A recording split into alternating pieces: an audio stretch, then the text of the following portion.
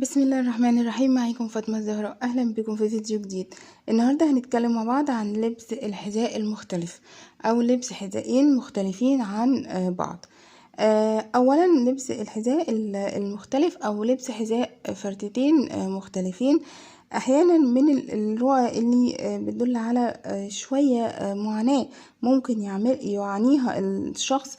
ممكن المعاناة دي تكون خاصة بالزواج أو ممكن في عمله. كمان لو كان مرتبط أو كان متزوج، فمن الرؤى اللي بتدل أحيانا على كثرة المشاحنات أو الخلافات اللي هتقع بين الرأي وبين شريكه.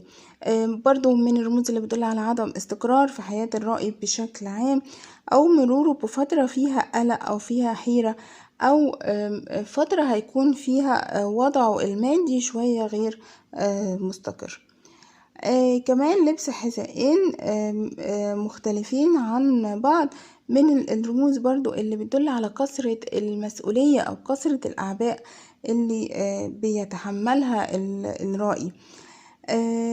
كمان الفتاة العزباء لما تشوف ان هي لابسة حذائين مختلفين احيانا بيدل، ولكن الحذائين مظبوطين او مقاسها مظبوط عليها مش ضيقين، فمن الرؤى اللي بتدل على ارتباطها بشخص يمكن هيكون مختلف الطباع عنها. ممكن يكون كمان من بلد غير البلد اللي هي مقيمة فيها، او ليه عادات وتقاليد شوية مختلفة عنها. كمان لبس حذائين مختلفين احيانا ويشوف الشخص انه لبسهم وهو مش قاصد. فاحيانا بيدل على التسرع في اتخاذ قرار معين وعدم التفكير كويس في القرار ده، ممكن يسبب مشاكل او يوقع الرأي في مشاكل.